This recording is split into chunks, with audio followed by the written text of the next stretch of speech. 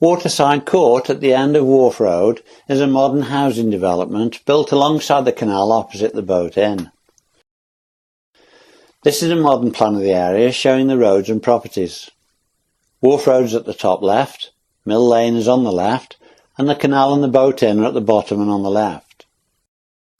In the past, this used to be a thriving industrial area. In 1856, Henry Belcher, a 24-year-old local man, became a coal, salt and lime merchant, locating his business here along the canal.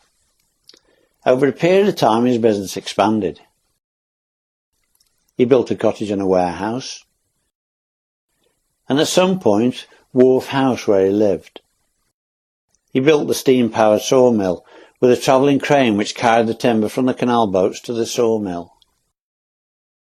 He had a wood turning and carpentry businesses, was a bandware furniture manufacturer, had charcoal burning and blacksmith shops, and he was a brickmaker. He was also a softwood timber importer, receiving deliveries on the canal from Ellesmere Port. And 2 teams of horses pulled heavy loads around the yard. There were canal or railway wharfs at Newport, Shebden, Norbury, Goulston, Hodnet, Horton, Stafford and Penkridge. When he started in the 1850s, he employed one man, John Barrett, and 20 years later he had 120 men and boys working for him. Then disaster struck. On the 22nd of September 1887, Henry Belcher boarded a train and went to London on business. Back in Gnosall just before midnight at Wharf House, his mother-in-law, Mrs. White, whose bedroom overlooked the sawmill, noticed a strange light coming through the curtains, and discovered that a fire had taken hold of the carpenter's shop and turning shed. She raised the alarm, and the family safely left Wharf House. Local people using buckets tackled the blazing granary and stables adjacent to the house, and succeeded in preventing the house from catching fire. And others removed furniture from the house to the lawns and to neighbouring properties. Someone bravely entered the burning works and removed the safety valves from the steam boilers. And messengers were sent on horseback to Newport and Stafford for the fire engines. Newport's engine arrived about 2 o'clock, followed by another from Stafford. With the help of a second engine from Stafford, the fire was under control by 5 a.m. All of the buildings by the sawmill were completely destroyed, along with all of the machinery.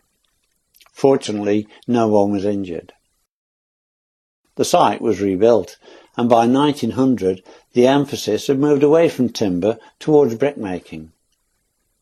Henry Belcher and his wife moved to the Isle of Wight in 1895 for health reasons. In 1901, Henry's son, Henry Michael, was living at Wharf House. The trade directors described his business as brickmakers and coal and timber merchants and sawmills. Then in 1908, the wharf yard and house was sold to Alfred Lees, and it appears that the site was unused. And by 1912, Henry Michael Belcher had moved to Coton Lodge opposite the Navigation pub on the Newport Road, and his wife Susan was described in the directories as a coal merchant. This is the tomb in St. Lawrence's churchyard where Henry Belcher and many of his family are buried. There are no longer any descendants of this family in the locality. In the early 1900s, lots of milk was produced in the Staffordshire area. Frank Gilbert from Derby set up contracts with farmers for them to deliver milk to factories in Derbyshire and Staffordshire. One such factory was about 4 miles away from Gnosall at Woods Eaves. He had a condensed milk factory there, managed by George Woodfield. In 1911, Gilbert secured a contract to supply milk to the new Cadbury factory built alongside the canal 3 miles away at Knighton, where they converted milk and cocoa powder into chocolate chip.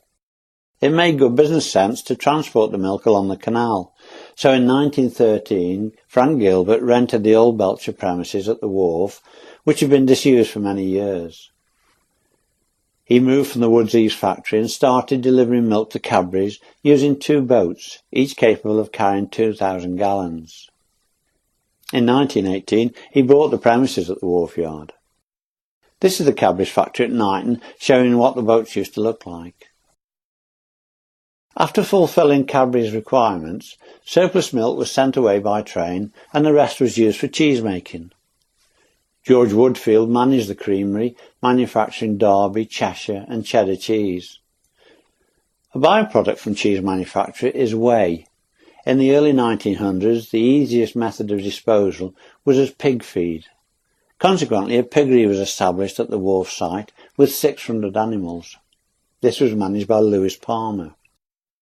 When mature, the pigs were driven down Cross Street and Newport Road to the railway sidings for loading and dispatch to Marsh and Baxter's.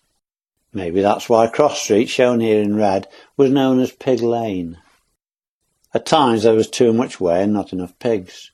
Initially, the excess was dumped into the canal, causing the deaths of many fish and complaints from the canal company.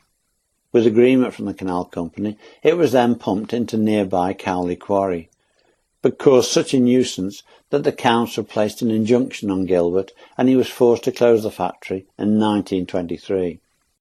Gilbert sold the site in 1933 to Great Western Metropolitan Dairy of Newport, which later became part of United Dairies. And the site was sold in 1934 for £1,275 to Staffordshire County Council and became Gnosall Highway Depot. This photograph shows a stockpile of road salt. The site was later closed and developed to become residential properties.